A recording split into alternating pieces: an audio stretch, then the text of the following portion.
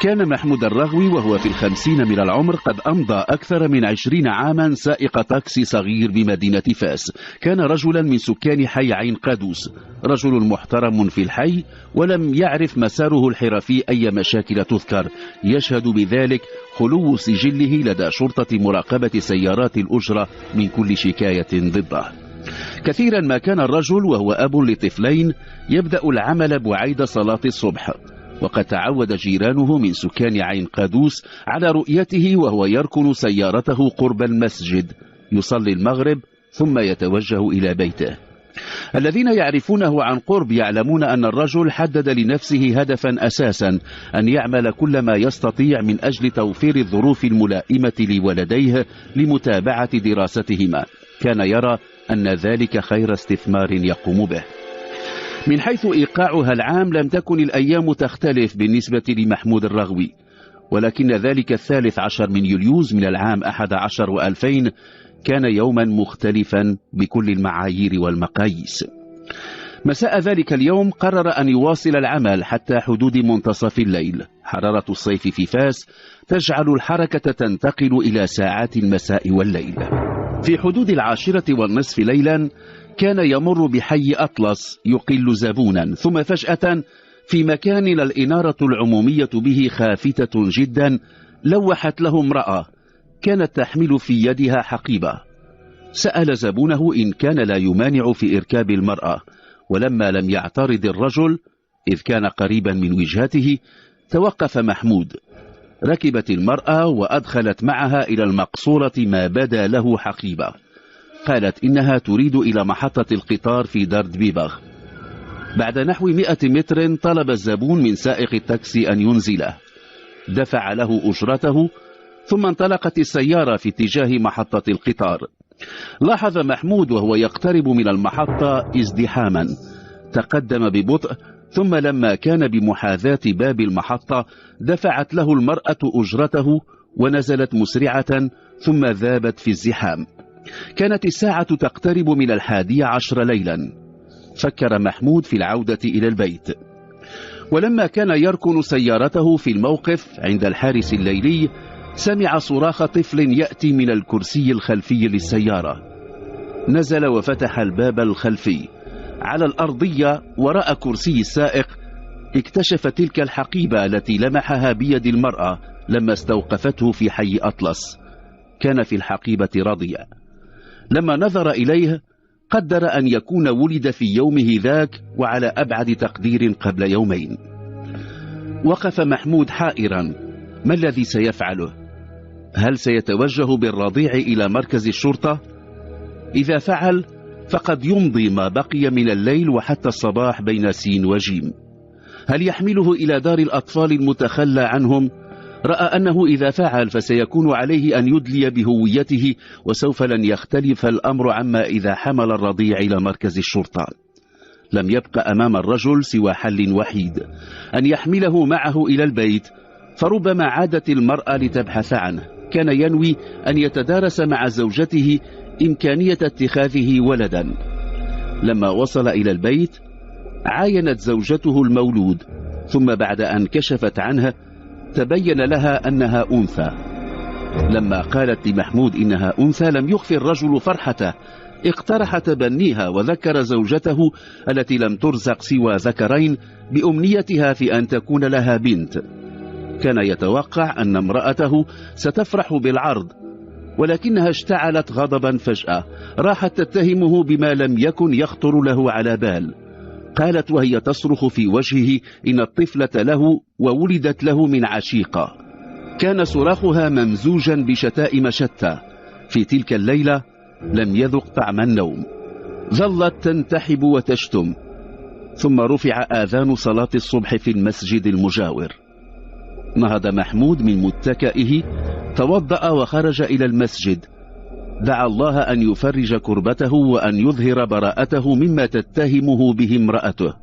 كان يدعو الله أن تعود تلك المرأة التي تخلت عن رضيعها ومضت إلى حيث لا يعلم، وأن يجدها في مكتب التاكسيات، أو أن يلين الله قلب زوجته فتقبل بتبني تلك الرضيعة التي لا يجب أن تدفع ثمن جريرة لم تقترفها. عاد من المسجد بعد صلاة الصبح. كانت زوجته منتصبة في الصالون، وقد عادت تستنطقه استنطاقا عسيرا حول من هي أم الرضيعة، تلك التي خلا قلبها من الرحمة ومن الأمومة، فتركت فلذة كبدها واختفت. بدا لمحمود أن يقترح على زوجته حلا، ظن أنه سيخرسها وسيكف عنه اتهاماتها. اقترح عليها أن يعمد إلى تحليل مخبري لعينة من دمه وعينة من دم الرضيعة حتى يثبت لها أنها ليست له. في الحقيقة فاجأه أن زوجته وافقت، وقالت له أن يمضي على الفور إلى المختبر. لم يكن لديه مجال للتراجع أو التسويف. حمل الرضيعة وجاءت زوجته تتبعه إلى موقف السيارات.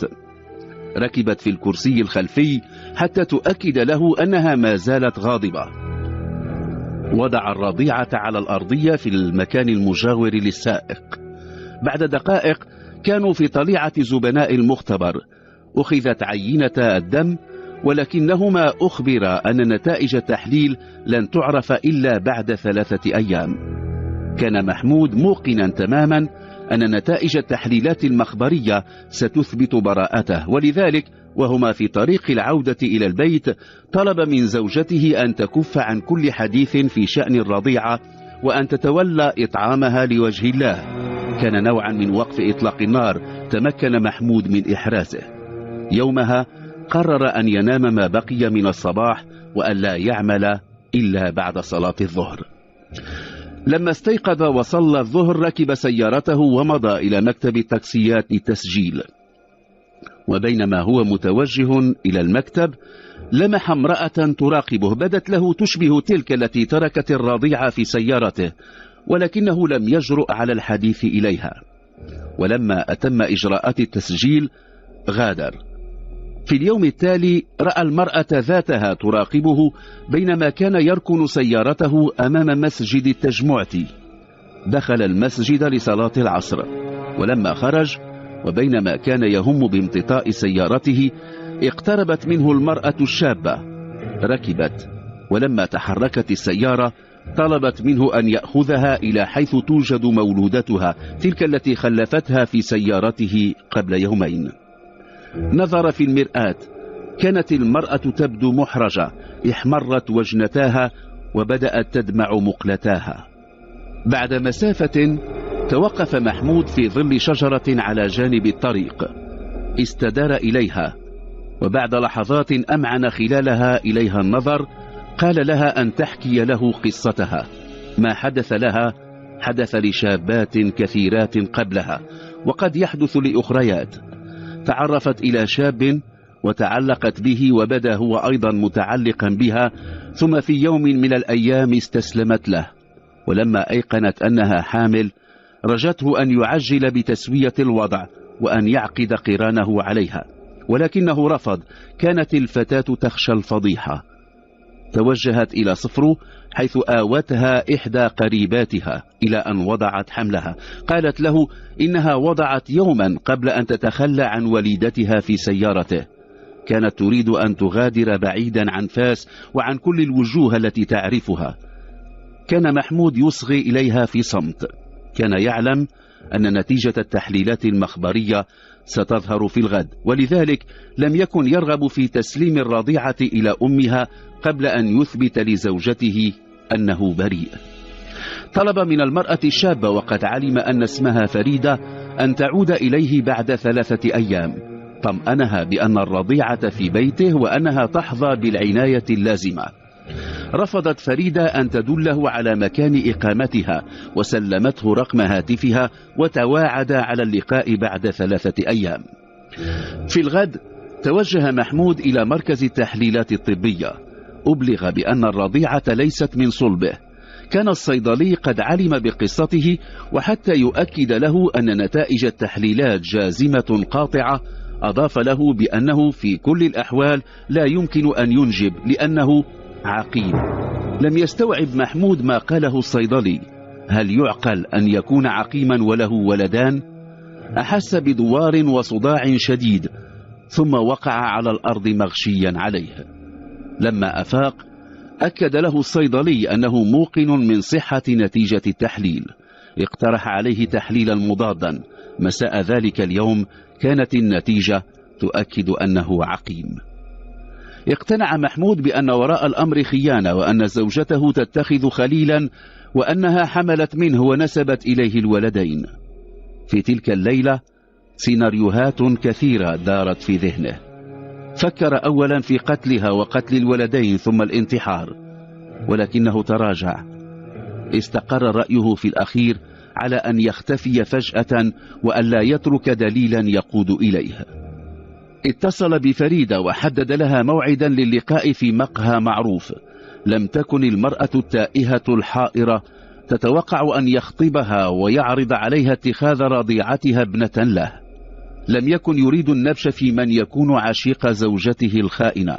كان يريد الرحيل. بعد يومين وبينما كانت زوجته في السوق جمع أغراضه ووثائقه وحمل الرضيعة، وترك رسالة للزوجة الخائنة ونسخة من نتائج التحليلات واختفى. توجه إلى منزل أسرة فريدة حيث أتم إجراءات الزواج واتخذ الرضيعة بنتا له. بعد 8 أشهر وكان قد استقر في قرية بالقرب من القصر الصغير، تم استدعاؤه إلى مقر الدرك. كانت زوجته تبحث عنه.